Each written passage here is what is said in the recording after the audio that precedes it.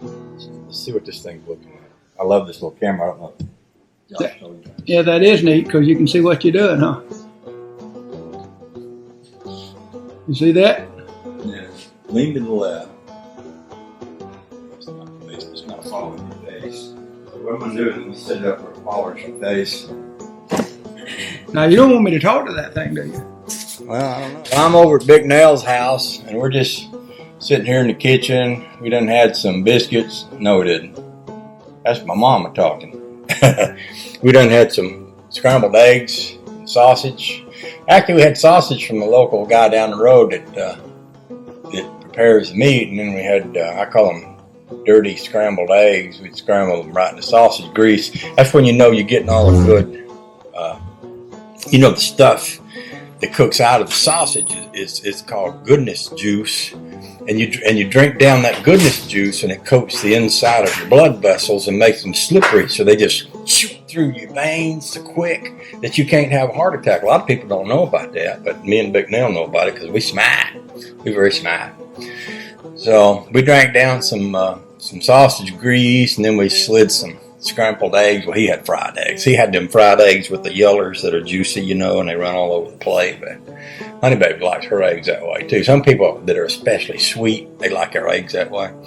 So anyway, we had us some eggs, and we talked about politics. We talked about YouTube. In fact, he was telling me things about YouTube that it had never occurred to me before. And I'll tell you, he's in the bathroom now. Don't tell him I said that, but he was talking about, or we were talking about, how nowadays when you get news, when we were kids, it was like 3 TV stations, and each one had a news channel, and that's where you got your news. And whatever news you got was news that they picked out to tell you about, because we didn't have any other way of knowing what was going on in the rest of the world.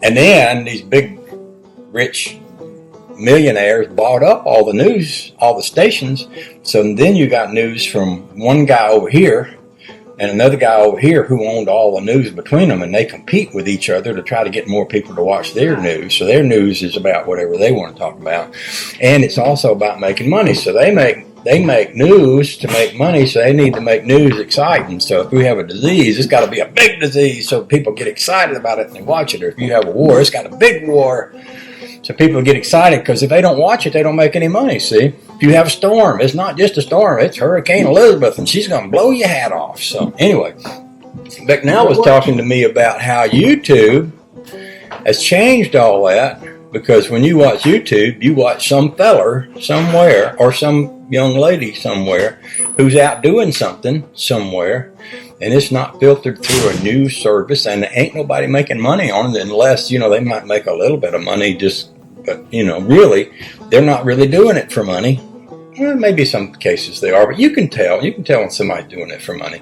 But the bottom line is you get news that's real news. For example, Bicknell was telling me this morning about somebody that's down in Venezuela, and there was an orphanage down there. Now, you know yourself, if you look on the Book of Face, everything you see on Venezuela is an advertisement for anti-socialism. They're going to show people rioting in the streets and starving to death, and that's their take on Venezuela. But he was talking about, some guy, just a regular guy. Bicknell's back. You want to get in on this? Because I'm just chattering. Go ahead. You're doing it right. Okay. So Bicknell was telling me about some guy who just went to Venezuela. He visited people that were doing okay. He visited people that weren't doing okay. He visited an orphanage where, they were helping kids. And he actually said that people on YouTube who watched his channel actually donated. Did you say 200,000? I believe that's right, and I could be wrong. It could be. I could be as wrong as 20. It could have been 20,000, but it was a substantial amount of money that they done almost immediately. So because this guy went down there and talked about it, okay. He's from New Zealand. He's probably in his early 30s. Yeah. So then we get to see news that you can't get on the TV. People live. People live lives. They live pretty good lives, and you would think if all you ever saw was what they feed you on TV, that life in the world is a certain way. But in reality, because we have YouTube, it just brings us closer together.